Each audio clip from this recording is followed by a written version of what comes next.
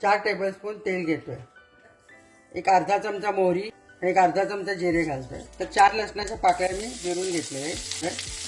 2 हिरव्या मिरच्या कट करून घेतल्या. ती कोथिंबीर आत घालूया आपण. मोठा कांदा चिरलेला आहे, एक वाटी भरून कांद्याच्या फोडी. कांदा परततानाच आपण थोडी हळद घालणार आहे, थोडंसं मीठ घालणार आहे, टाकून ठेवूया. तर कांदा मऊ झालेला आहे. 1 चमचा लाल तिखट, 1 चमचा धणा जिरा पावडर. त्याचं चांगलं मिक्स झालं की त्याच्यात आपण डाळीचं पीठ घालतो. तर आता हे पीठ आणि कांदा व्यवस्थित मिक्स झालेला आहे. तर आपल्याला याच्यावर आता थोडा पाण्याचा शिपका मारायला आहे. गॅस बारीक करून त्याला एक दणदणीत वाफ देऊया. 2-3 मिनटं झाकून ठेवायचं. परत थोडंसं पाणी आपण मारून मिक्स करून घेऊया. आपला झुणका झालेला आहे.